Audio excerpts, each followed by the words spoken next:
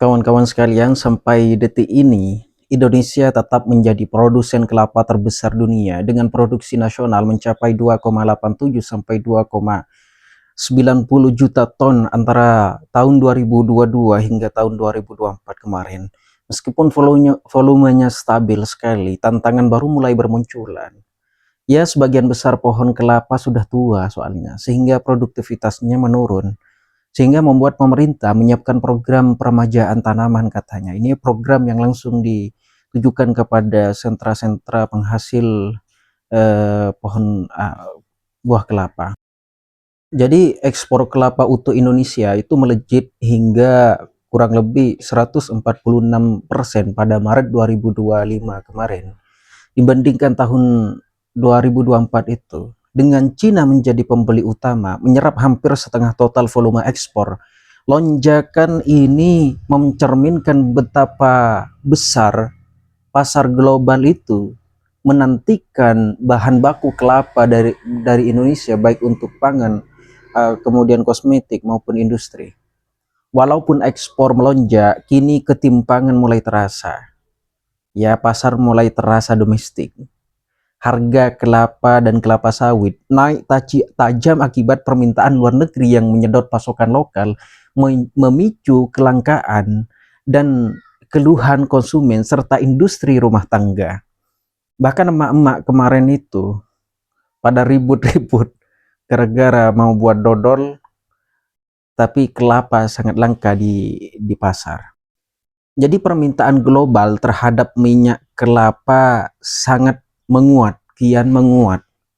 Pasokan dunia itu diprediksi menurun 2,5% dari 6,31 MMT ke 6,28 MMT, sedangkan harganya melonjak 31% sepanjang awal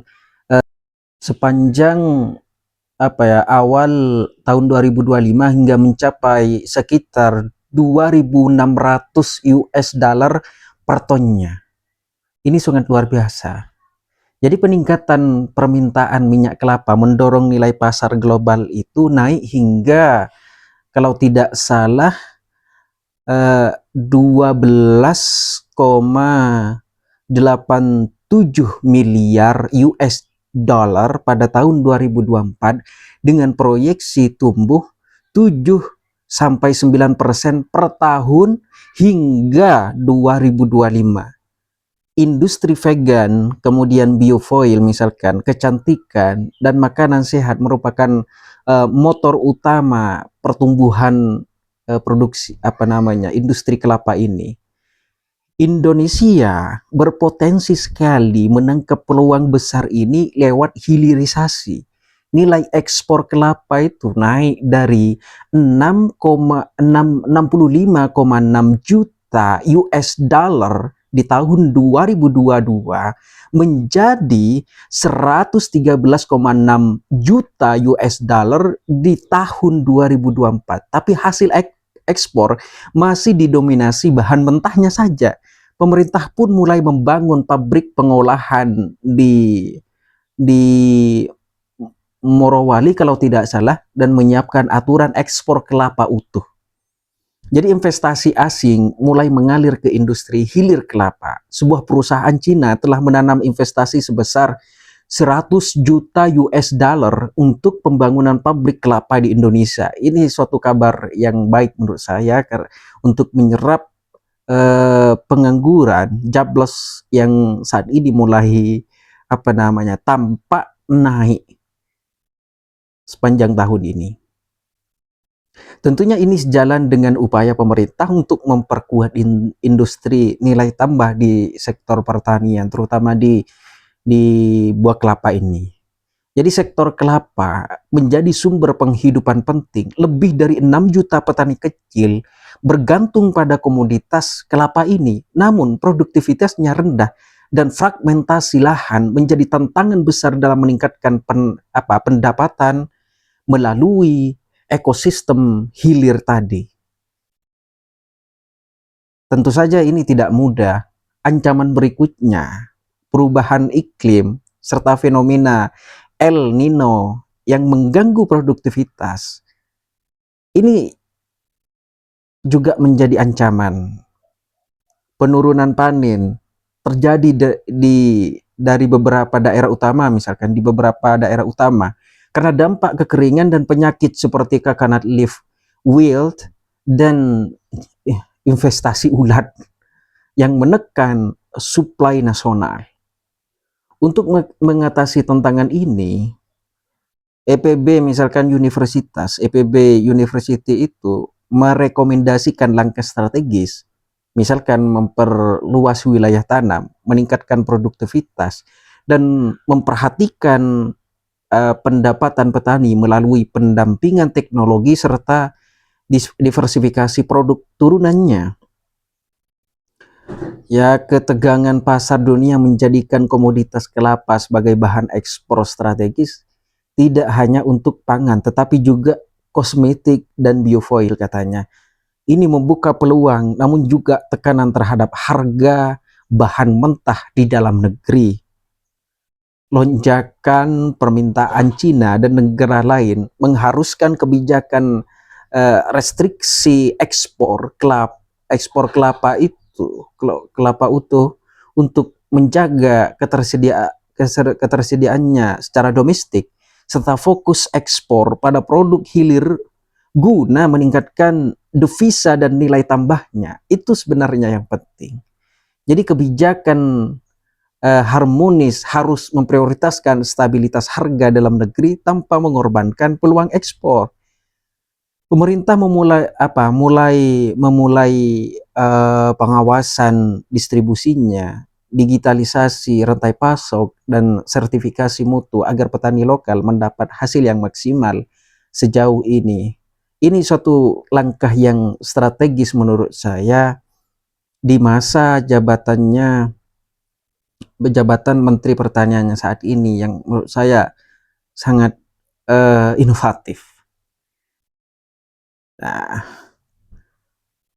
ada lagi yang harus diperhatikan dalam sektor ini untuk lebih nantinya memajukan petani lokal. Sebab kesejahteraan petani saat ini tuh bergantung pada akses ke teknologi, pupuk unggul, dan pengolahan di hilir. Salah satu solusi ya modernisasi pengasapan kopra misalkan ala Filipina agar hasil lebih efisien, berkualitas tentunya, dan kompetitif di pasar global. Jadi pelatihan teknis dan edukasi produk dari minyak, tepung, hingga kosmetik kelapa menjadi kunci saat ini. Dengan dukungan pemerintah dan swasta, petani berpeluang naik kelas ke UMKM agroindustri yang kuat.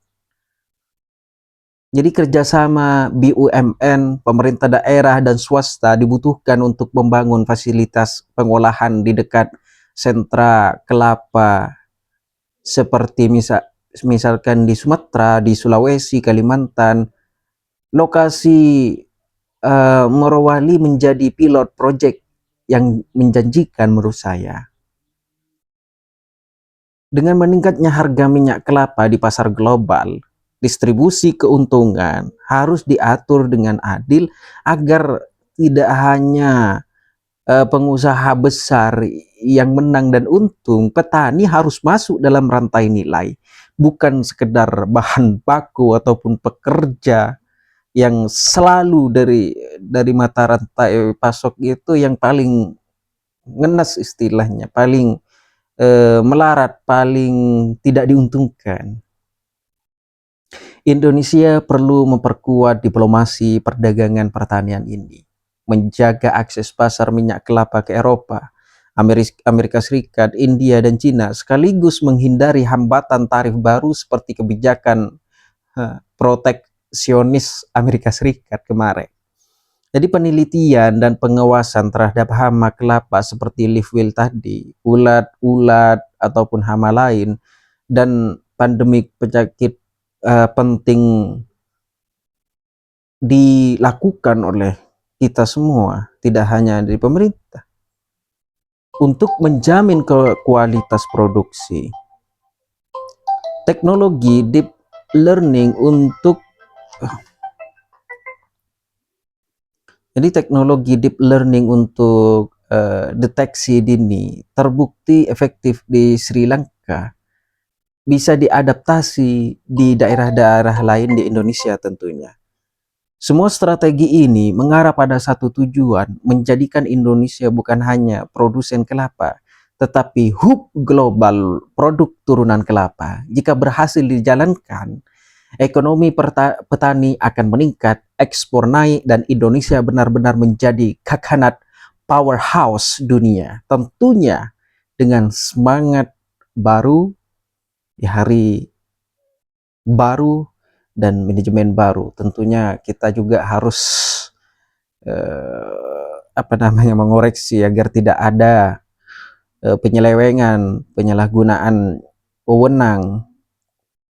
Soalnya ya kita tahu bahwa Indonesia itu koruptornya sudah sudah membabi buta. Oke, demikian dulu. Akhirnya di saya, Assalamualaikum warahmatullahi wabarakatuh.